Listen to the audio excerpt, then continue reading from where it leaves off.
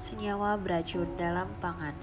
Kuliah Analisis Makanan semester genap, Universitas Pancasila Jakarta, dengan dosen pengampu Dr. Randa Diana Serlawati, MSI APT. Kelompok 9 dengan anggota Andi, Rizka Rozaliana, Alicia Ega, Ilin Bonariska, dan Atika Sulfa. Pengertian senyawa beracun dalam pangan. Senyawa beracun dalam pangan merupakan senyawa-senyawa yang tidak mempunyai nilai nutrisi. Senyawa tersebut terkadang dapat membahayakan kesehatan manusia yang mengonsumsinya. Bahaya yang ditimbulkan dapat berupa bahaya keracunan yang akut atau bersifat menaun dan dapat menimbulkan perubahan sifat atau mutagen. Penggolongan senyawa beracun dibagi menjadi 3 golongan. Golongan pertama ialah senyawa beracun alamiah. Golongan kedua, senyawa beracun dari mikroba. Dan golongan ketiga, senyawa beracun oleh residu atau pencemaran. Berikut merupakan contoh senyawa beracun secara alamiah. Yang pertama adalah singkong atau Manihot utilissima. Bahan makanan ini merupakan suatu ikatan organik yang dapat menghasilkan racun biru atau HCN yang sangat toksik. Kandungan sianida dalam singkong sangat bervariasi. Kadar sianida rata-rata dalam singkong manis di bawah 50 mg per kilogram berat asal, sedangkan singkong pahit di atas 50 mg per kilogram berat asal. Menurut FAO, singkong dengan kadar 50 mg per kilogram masih aman untuk dikonsumsi manusia.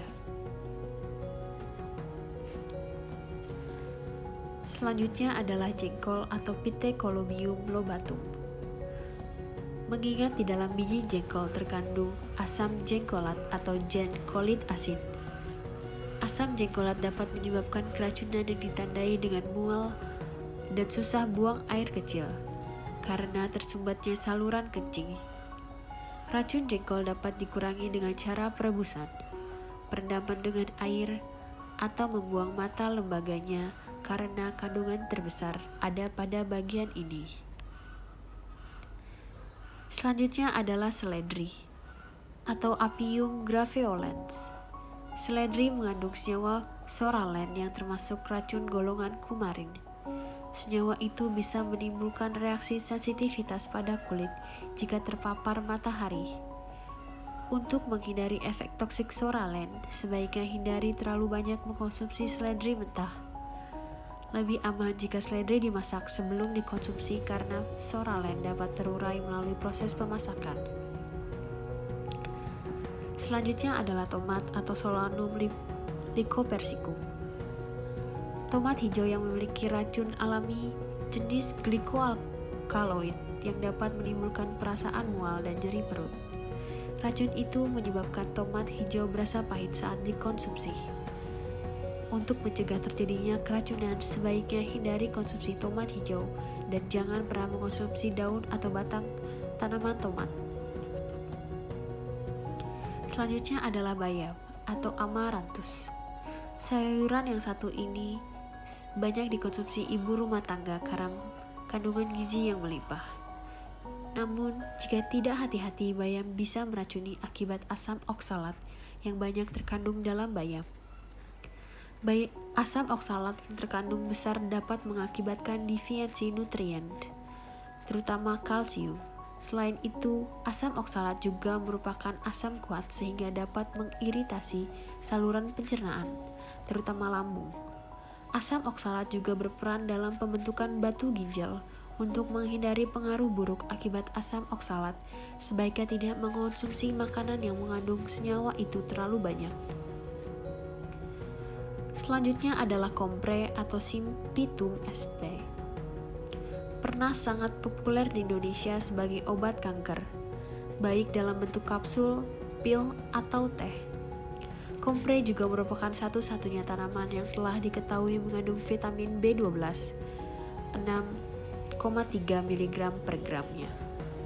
Sebaiknya kompre setelah diteliti ternyata mengandung 2 jenis alkaloid pyrrolizin dina yang dikenal sebagai simfitin dan ekidimin.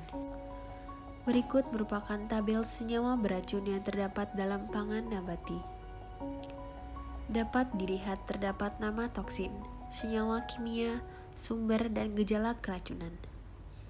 Terdapat pula alergen, protein dan semua bahan pangan, serta organ-organ yang dapat dipengaruhi. Selanjutnya adalah senyawa beracun secara alamiah. Dengan contoh yang pertama adalah mimosin. Mimosin banyak terdapat di dalam biji lam toro atau petai Cina. Bersifat sangat mudah larut dalam air. Cara menghilangkan atau menurunkan senyawa beracun tersebut dilakukan dengan berendam biji lam toro dengan air pada suhu 70 derajat Celcius selama 24 jam. Atau pada suhu 100 derajat Celcius selama 4 menit. Dengan cara tersebut, kandungan mimosin dapat diturunkan dari 4,5% menjadi 0,2% atau penurunan sebanyak 95%. Mimosin demikian juga dengan proses pembuatan tempe. Kadar mimosin dapat banyak dikurangi. Kandungan mimosin dalam biji lam toro gung 65 mg per kilogram dan di dalam tempe lam toro ditinggal 0,001. Bila bereaksi dengan logam, misalnya besi, mimosin akan membentuk senyawa kompleks yang berwarna merah. Pengolahan ternyata dapat mengurangi atau bahkan menghilangkan kandungan racun dalam bahan pangan. Seperti misalnya singkong. Kulitnya dikupas dulu sebelum diolah. Singkongnya dikeringkan, direndam sebelum dimasak, dan difermentasi selama beberapa hari. Dengan perlakuan tersebut, linamarin banyak yang rusak dan hidrogen sianidanya ikut terbuang keluar sehingga tinggal sekitar 10-40 mg per kilogram. Di samping itu, hidrogen sianida akan mudah hilang oleh penggodokan asal tidak ditutup rapat. Dengan pemanasan, enzim yang bertanggung jawab terhadap pemecahan linamarin menjadi inaktif sehingga hidrogen sianida tidak dapat terbentuk. Glikosidanya sendiri pada umumnya bukan merupakan racun. Walaupun demikian, masih terdapat banyak kontradiksi terhadap akibat konsumsi glikosida yang belum terurai. Karena ternyata banyak bakteri-bakteri yang ada pada saluran pencernaan bagian bawah dapat memecah glikosida tersebut menjadi hidrogen sianida. Selanjutnya ada gosipol. Biji kapas mengandung 0,4-1,7% pigmen gosipol dan pigmen lain yang serupa. Senyawa gosipol ini reaktif dan menyebabkan gejala-gejala keracunan pada hewan peliharaan maupun hewan percobaan. Adanya gosipol dalam biji kapas akan menurunkan nilai nutrisi tepung biji kapas yang merupakan sumber protein nabati. Selanjutnya adalah kopi atau Coffea arabica dan teh atau Camellia sinensis. Kopi dan teh mengandung kafein, yaitu senyawa yang pahit rasanya. Kafein ini bersifat diuretik, merangsang pengeluaran kelenjar urin, merangsang kerja otak dan aktivitas jantung. Jika konsumsi tidak berlebihan, kafein memberikan kontribusi yang positif, seperti badan terasa lebih segar dan menghilangkan rasa ngantuk. Jika melebihi ambang batas, konsumsi teh dan kopi akan berakibat sukar tidur, jantung berdebar-debar, dan bayi lahir cacat jika dikonsumsi oleh ibu hamil. Mengenal apa itu infeksi dan intoksikasi. Sebelum kita mempelajari senyawa beracun dari mikroba, kita perlu mengetahui apa itu infeksi dan intoksikasi. Infeksi adalah gejala di mana seorang telah mengonsumsi makanan atau minuman yang mengandung bakteri patogen yang menunjukkan gejala-gejala penyakit. Intoksikasi adalah keadaan yang disebabkan bila mengkonsumsi makanan yang telah mengandung senyawa beracun yang diproduksi oleh mikroba, bakteri, atau kapang. Berikut merupakan contoh senyawa beracun dari mikroba. Yang pertama adalah Clostridium botulinum. Senyawa beracun yang diproduksi oleh Clostridium botulinum ini disebut botulinin, dan keracunan yang ditimbulkan akibat mengkonsumsi makanan yang mengandung botulinin tersebut disebut botulisme. Botulinin adalah sebuah molekul protein dengan daya keracunan yang sangat kuat. Dengan 1 mikrogram sudah cukup membunuh seorang manusia. Botulinin merupakan neurotoksin yang sangat berbahaya bagi manusia dan seringkali akut dan menyebabkan kematian. Clostridium botulinum. Botulinin bersifat termolabil dan dapat diaktifkan dengan pemanasan pada suhu 80 derajat Celcius selama 30 menit. Garam dengan konsentrasi 8% atau lebih serta pH 4,5 atau kurang dapat menghambat pertumbuhan Clostridium botulinum, sehingga produksi botulinin dapat dicegah. Selanjutnya adalah Pseudomonas cacovenenans, yaitu adalah senyawa beracun yang diproduksi tersebut dengan toksoflavin dan asam bangkrek yang diproduksi dalam tempe bongkrek. Tempe yang dibuat dengan bahan utama ampas kelapa itu. Pada umumnya tempe bongkrek yang berhasil dengan baik hanya dibumbui kapang tempe atau Rhizopus oligosporus. Tetapi tempe yang gagal dan rapuh di samping Rhizopus oligosporus biasanya juga tumbuh sejenis bakteri yang disebut Pseudomonas cacovenenans. Pseudomonas cacovenenans memerlukan substrat minyak kelapa dengan enzim yang diproduksinya mampu menghidrolisis lemak menjadi gliserol dan asam lemak. Gliserol kemudian diubah menjadi toksoflavin dan asam lemaknya atau asam bongkrek. Asam bongkrek merupakan asam trikarboksilat tidak jenuh dengan rumus C28H38 dengan O7. Pseudomonas cacovenenans atau asam bongkrek biasanya sangat fatal dan biasanya merupakan penyebab kematian korban karena toksin dalam mengganggu metabolisme glikogen dengan memobilisasi glikogen dari hati sehingga terjadi hiperglikemia yang kemudian berubah menjadi hipoglikemia dan pasien kemudian meninggal dunia. Biasanya pasien meninggal 4 hari setelah mengkonsumsi tempe bongkrek yang beracun. Pertumbuhan Pseudomonas cacovenenans di lab dapat dicegah bila pH substrat diturunkan di bawah 5,5 atau dengan penambahan NaCl pada substrat dengan konsentrasi 2,75% sampai 3%. Selanjutnya adalah Staphylococcus aureus. Senyawa beracun yang diproduksi disebut enterotoksin dan dapat terbentuk dalam makanan karena pertumbuhan bakteri tersebut yang dapat menyebabkan gastroenteritis. Enterotoksin dapat sangat stabil terhadap panas adalah dengan enterotoksin tipe B.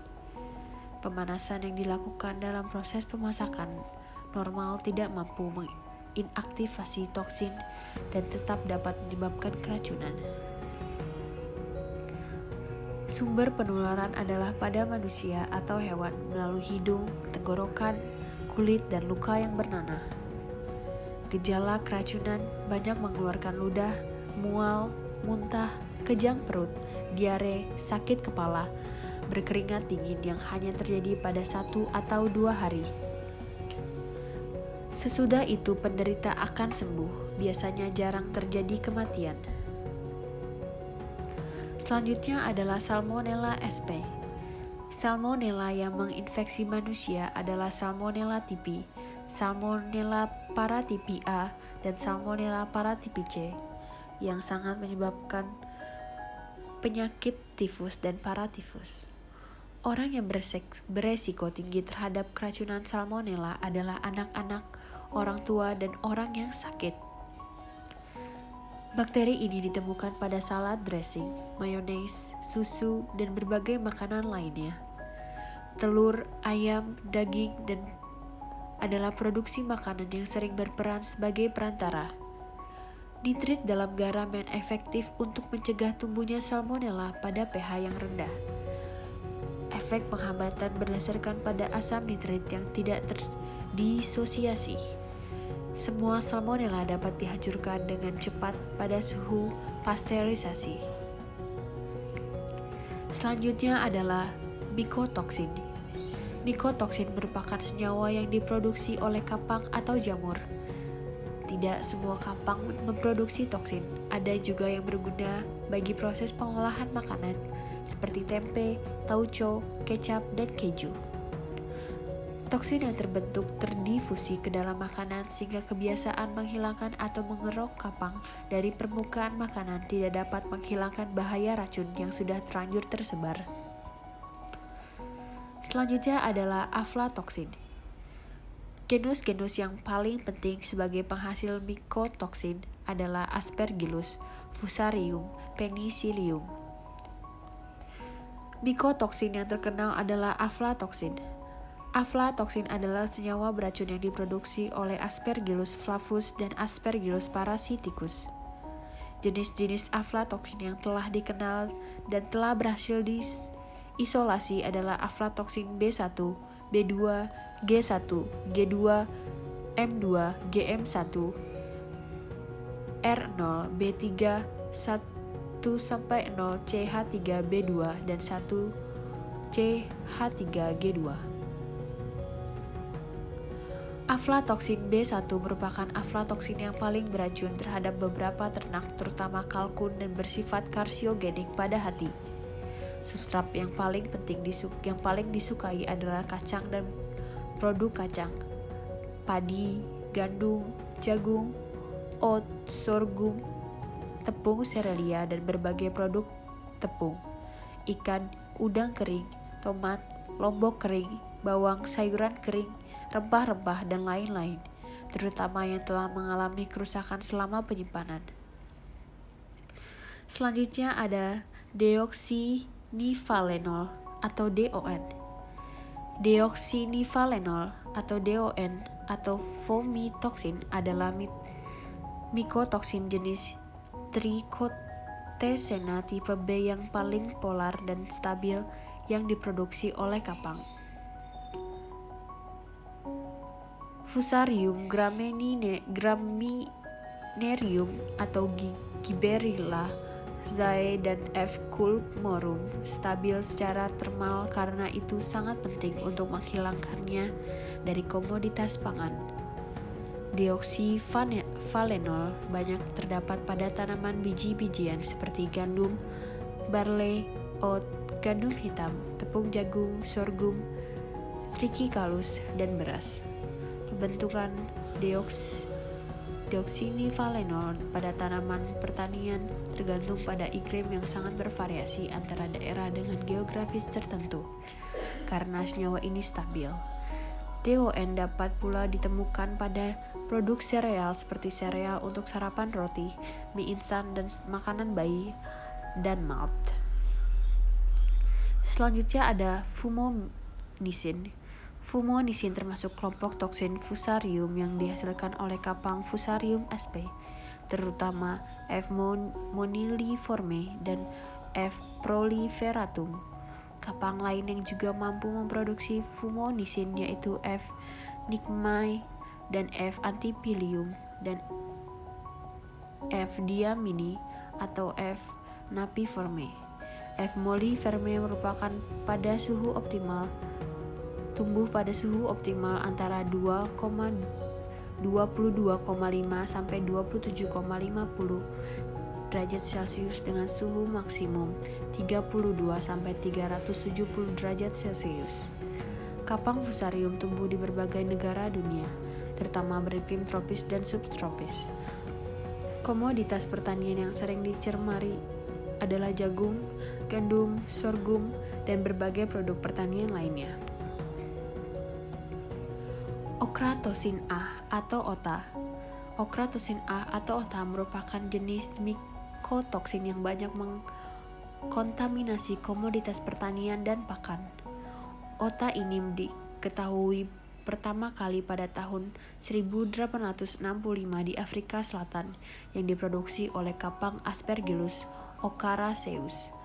Ota merupakan mikotoksin yang bersifat teratogenik, mutagenik, dan karsiogenik dan berpotensi menyebabkan kerusakan pada hati dan ginjal akut atau kronis. Ota dapat pula menyebabkan gangguan pada sistem kekebalan untuk sejumlah spesies mamalia. Berikut ini merupakan contoh senyawa beracun oleh residu dan pencemaran. Yang pertama adalah residu peptisida dan insektisida. Polychlorinated biphenylates adalah senyawa yang mengandung klorin tinggi yang biasanya berasal dari industri plastik, sering dibuang dan mencemari lingkungan. Senyawa ini tidak pernah digunakan sebagai peptisida, tetapi karena struktur kimianya mirip dengan insektisida organoklorin, sebab dalam analisis sering dilaporkan sebagai DDT.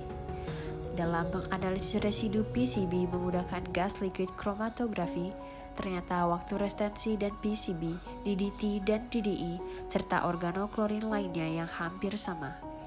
Sehingga tidaklah mustahil bahwa beberapa hasil analisis DDT mungkin keliru dengan PCB. Untuk menghindari hal tersebut perlu dilakukan analisis pembandingan dengan menggunakan TLC atau clump chromatography atau mass spectrography.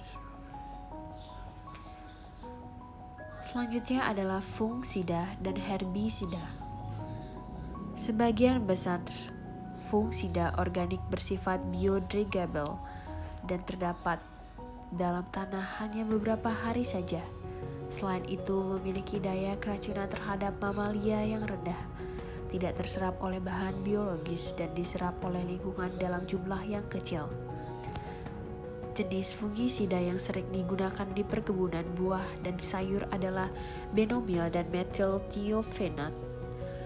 Pestisida yang mengandung merkuri banyak digunakan dalam bentuk fungisida untuk benih-benih biji tanaman dengan dosis 10 ppm. Keracunan merkuri pada ternak dan manusia biasanya disebabkan oleh lingkungan dalam jumlah kecil. Masalah utama bagi kesehatan adalah apabila mengonsumsi benih yang telah diberi herbisida atau fungisida tersebut secara tidak sengaja. Pada tahun 1973, suatu malapetaka serius terjadi di Irak, di mana sebanyak 500 orang meninggal dunia dan 6.000 orang terpaksa harus dirawat karena mengkonsumsi benih yang telah diberi herbisida. Selanjutnya ada residu obat ternak. Residu obat ternak yang dimaksud meliputi senyawa induk atau praying compound serta hasil metabolisme yang tertinggal sebagai residu pada hasil ternak yang dapat dimakan. Demikian pula dengan residu yang ada ikatannya dengan pencemaran atau impurities yang terdapat pada obat-obatan ternak itu sendiri. Pada umumnya, obat-obatan ternak yang digunakan untuk beberapa tujuan yang berbeda, yaitu untuk tujuan pencegahan dan pengobatan penyakit, perangsangan pertumbuhan, pengendalian reproduksi, dan penekanan terjadinya stres pada ternak sebelum ternak dipotong. Obat-obatan yang banyak digunakan adalah obat antibakteri, anti kuman, anti jamur, anti parasit, dan anti cacing.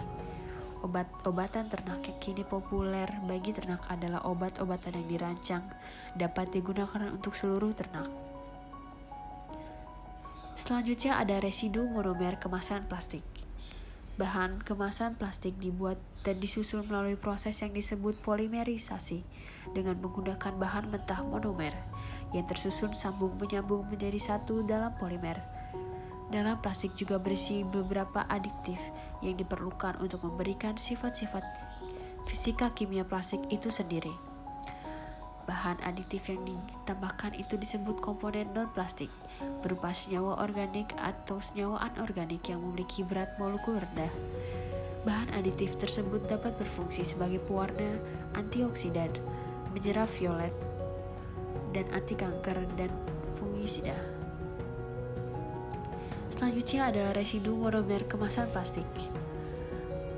Pada umumnya daya keracunan plastik mengalami migrasi ke dalam makanan sangat tergantung pada beberapa faktor, yaitu jenis monomer atau oligomer yang terdapat dalam plastik, proporsi yang termigrasi, potensinya bereaksi dengan makanan, jenis adiktif yang dapat digunakan, serta jumlah makanan yang dikonsumsi yang telah mengalami kontak langsung dengan bahan kemas plastik tersebut.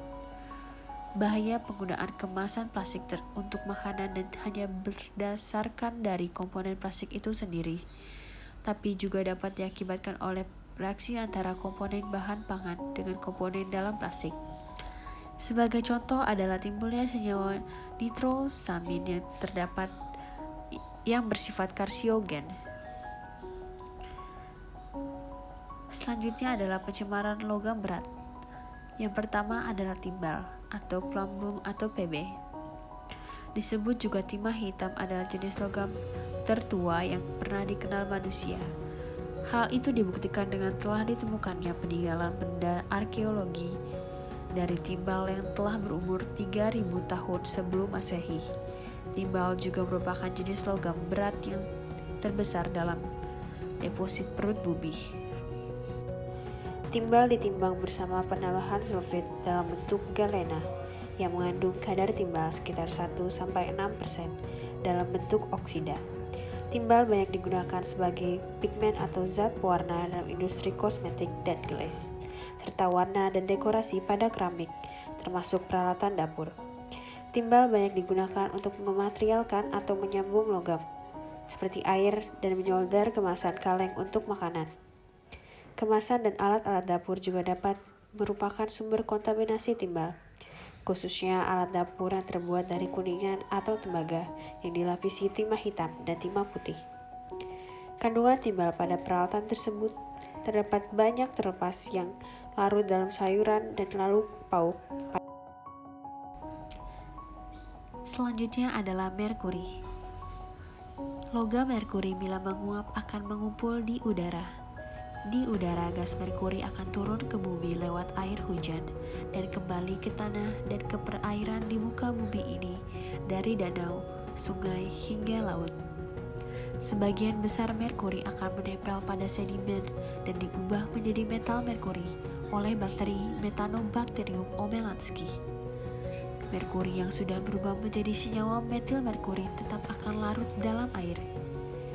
Di perairan, metal merkuri masuk ke tubuh ikan, lalu terakumulasi pada pemangsa alaminya hingga meracuni manusia. Daya serap metil merkuri di tubuh mencapai hingga 95%. Demikian penjelasan mengenai senyawa beracun dalam pangan. Terima kasih.